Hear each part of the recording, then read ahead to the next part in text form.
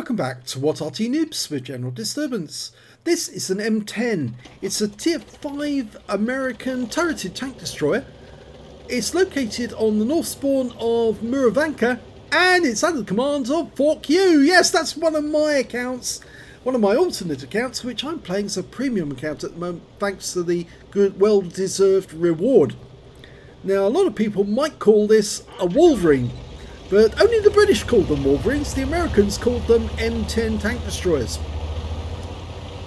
Anyway, you can see I demolished the camp. First thing I do every time I start the game. Try to do it without fail if I can. Sometimes tanks are in the way and I can't do it, but on that occasion I did. Now you can probably see me driving along with my gun up. 76mm gun. Not the derp gun. I normally have the derp gun installed on the Wolverine because it's actually a lot more fun that way. Got 115 alpha with penetration of 128mm with standard ammo and 177 with premium, and most of the time I will just run the standard AP and I won't bother with the premium or the HE unless I absolutely have to. Now the turret rotation on the Wolverine is not that great. It is pretty diabolical, so if you have got that extra equipment now that they brought in, you can actually rotate your turret faster. But I actually prefer to have the turbo to actually improve the speed, and also binos, and what else do I use? Can't remember what else I use, but I use something. Anyway, I think it's a gun lane drive actually. Now, one of the players has actually offered to cover my flank. That's the P43. I go to this position if I'm in a tank destroyer for good reason. If you go over the other side, you'll only get shots at the tanks that are actually going down the 1 and 2 line. From this position, you can dominate the Magic Forest.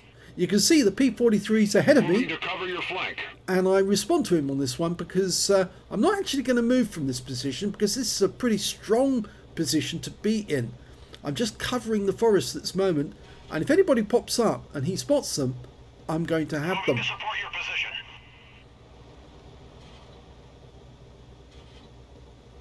Now he's gone down by the houses to spot the enemy, and if the enemy there, we're going to see them very quickly. I'm just getting a sight line on where he is and where the ground is flat. Withdraw from that position. And I tell him to pull back because we found the Stug, and it's only a Stug so far.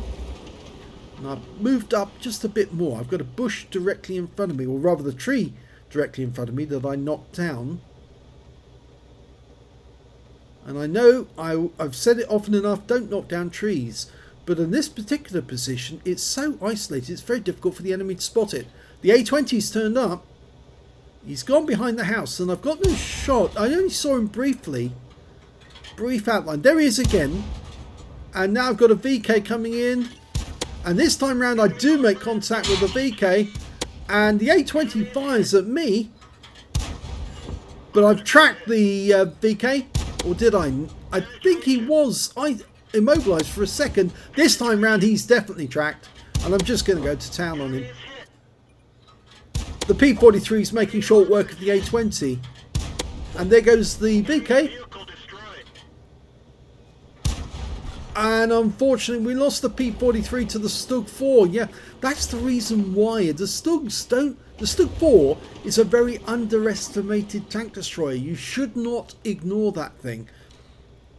I know it's only got a 75mm gun, it hasn't got a derp gun, but it is still pretty deadly. So he overextended himself, and whilst I was supporting him from back here, I couldn't go up there myself because I've got virtually no armour. The M10 is very, very thin on armour. The same with the Achilles. You don't want to expose your hull if you can help it. Now, I did take a round during the initial engagement from the A20. You can see there 51 hit points, but that's only because he's got a very small caliber gun, so he really couldn't do much. Now we can see a BDR's moved up the centre, T67 and a T1 Heavy over on the west side of the map, and I'm curious as to why nobody's moved up. Stug 4 is the only one we've seen in the Magic Forest, other than the VK and the A20. And I keep scanning the horizon just in case somebody turns up. I'm the only one really covering this side of the forest, because the P43 and I think it's a P43 and the bathtub, the S35CA, are on the field side of that tree line, so they probably won't see anyone unless they get really close. Now the bathtub's decided to move, and I'm pleased about that, but I'm not going to move myself until I'm certain that that Stug is no longer there, because if I move up, I think the Stug might be waiting for me. If he's not there, then I can go. And we can see the T1 Heavies appeared on the west side of the map. The scores are even, so it's anybody's game at the moment. Bathtub's moved up quite a long way. There doesn't appear to be anyone there. And I think I'm fairly clear now that I can move. Just check and make sure. I think there's nobody in the forest. And the Stug 4 suddenly appeared on the other side of the battlefield. He's over on the west, so he actually abandoned the Magic Forest after the VK and the A20 were killed. But I'm still going to try and mask the terrain, or use the terrain to mask my approach. Bathtub's going one side. I'm going the other. Now, quick count of the tank destroyers show they've got 3 and 1 Arty. We've seen 1 tank destroyer. We know where one of the Artys is, so the other 2 Arty are probably on the K row.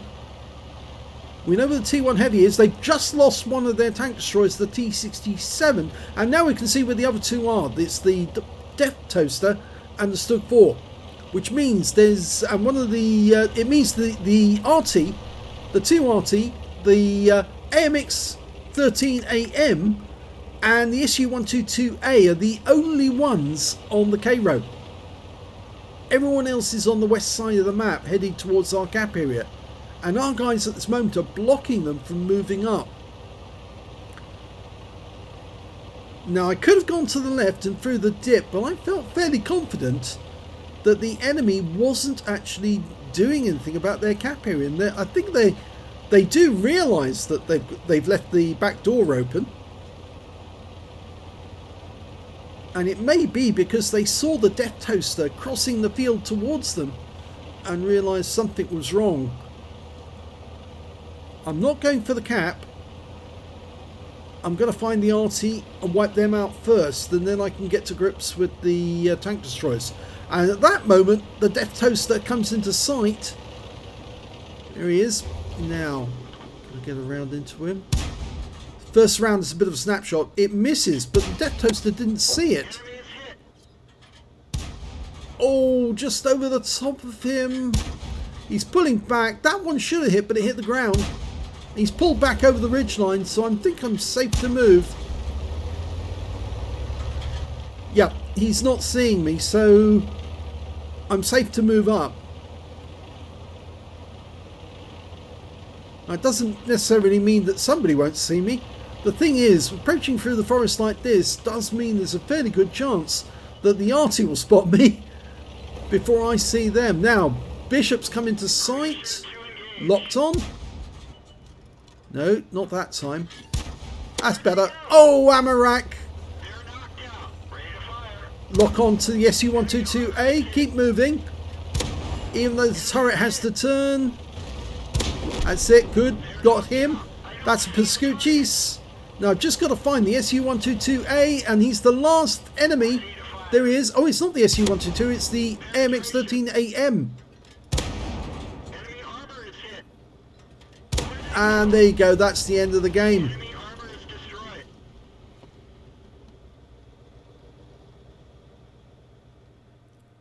So, a quick award of a Dimitrius for me going around and clearing up all the Arty at the end of the battle, but Let's have a look at the end of battle stats. Well, funnily enough, actually, it was only a second-class tanker in that game. And it's the first time I've had a second-class tanker in the M10. Yes, because I haven't actually been playing these tank destroyers very much on my alternate accounts. I mostly play Arty on them.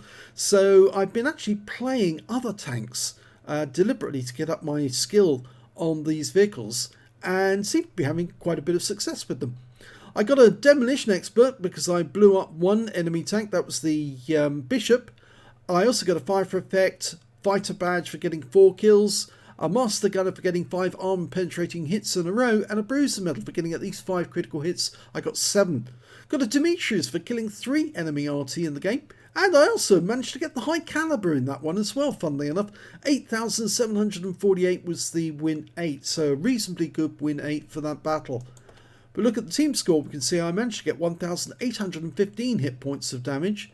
And the next high score after that was the Death Toaster with 1,388, and then the M41 HMC on our team with 1,270. When it came to kills, it was me again with 4 kills, 3 kills to the Hydrostat, 2 kills to the M41 T67 Bishop, T1 Heavy, and the Bishop on the enemy team. And when it came to base XP, yes, I've got the top in that one as well. 749, 701 to the M41, 644 to the Hydrostat. I fired 25 rounds in that game, got 16 direct hits, 15 penetrations. So it's a fairly good gun. If it hits the target, it does pen. Decent pen with the 75mm. It's actually, or 76mm. It's actually better to use the 105 because you get a bigger bang for your buck. And especially if you come up behind somebody and they surprise them, they really don't expect to get derped for a huge amount of hit points in one fell swoop. 1,815 hit points of damage, of which 550 was done at more than 300 meters. 2 hits received, 1 penetration, 1 non-penetration, and the penetrating shot was actually the A20. The non-penetrating shot, if I remember correctly, was earlier in the game. That was the either the VK, I think it was the VK. 110 hit points of damage blocked by the armor, 2 enemy vehicles spotted, 5 enemy vehicles damaged, and 4 killed. And I earned 29,828 credits from the game, and after repair and ammunition resupply and just standard ammo used, 27,176 credits profit. 1,123 XP times 4 on this occasion, 4,494 experience points altogether. So that position and that little corner right on the water's edge with that rise in the ground where you can actually, the ridgeline, where you can actually poke up over the top with good gun depression, you can actually force any of the enemy tanks that are on the east side of the map to go into the forest where they're easy prey for the tanks who are actually sitting on the other side of the magic forest. So it's actually a very good position to be in. I know a lot of players like to go up to the ridgelines and exchange fire directly with the enemy, but I think you can actually dominate that forest simply by holding that position and preventing the enemy making any further advances through, and then keep them bottled up there. And if they do try to move, then you just whack them. And if you have to, and it has happened to me, I've played that position on other occasions where the enemy does push, and then you just fall back to the woods behind that position and you keep firing at them. And in fact, actually, that does work rather well because they think that you're going to be sitting at the water's edge all the time, and once you fall back and keep firing at them, they get very confused. So yeah, that's a pretty good position to dominate the Magic Forest. If you enjoyed that replay, please give this video a like, do subscribe to our channel, and thanks for watching.